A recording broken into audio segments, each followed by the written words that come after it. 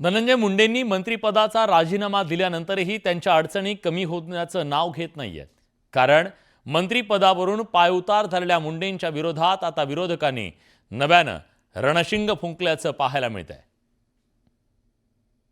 वाल्मिकी कराडांनी हा फोन घेऊन तो फोन ठेवल्या स्वतःच्या फोनवरनं त्यांनी धनंजय मुंडेंना फोन केलेला आहे। धनंजय मुंडे स्वतः 302 मध्ये आहे म्हणजे आहे।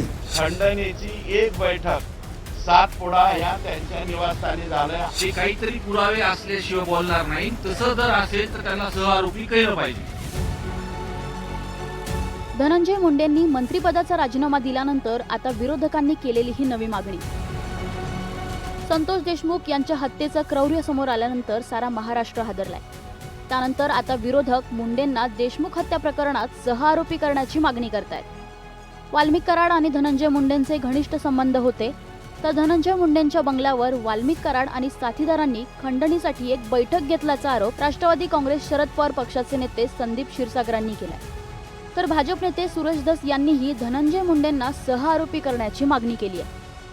ही घटना कशामुळे घडलेली आहे? तर खंडणीमुळे घडलेली।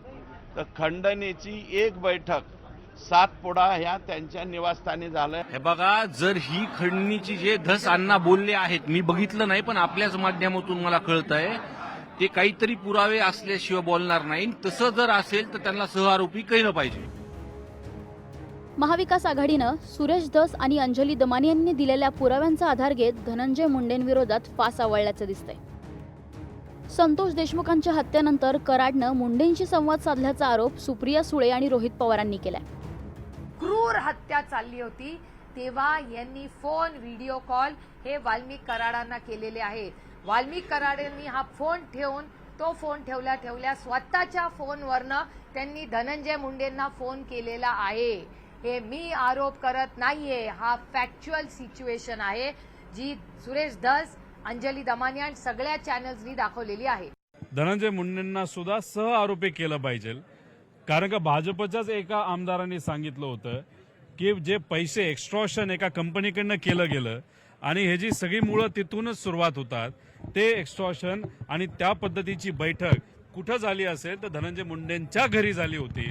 त्यामुळे सुरुवात तिथं झाली असेल तर सहआरोपी हे धनंजय मुंडेला केलंच पाहिजे आणि पारदर्शक पद्धतीने या सगळ्या गोष्टीचा तपास झाला पाहिजे।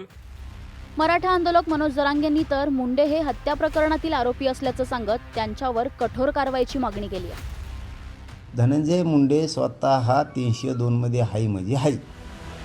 आवादा कंपनीच्या सिक्युरिटीचा वाद आणि खंडणी प्रकरण पुराव्यानिशी उघड झाले। याच प्रकरणातील खंडणीसाठी मुंडेंच्या सातपुडा बंगल्यावर बैठक झाल्याचाही आरोप करण्यात येतोय। त्यामुळे आता मंत्रिपदावरून दूर झाल्यानंतरही मुंडेंमागील शुक्लकाष्ट कायम असल्याचं दिसतंय। परिणामी या प्रकरणात आता मुंडेंना सहआरोपी केलं जातं का? संतोष देशमुख हत्या प्रकरणात पुढे काय काय घडतं याकडे सगळ्यांचंच लक्ष आहे। Bureau report, news 18 Lokmat.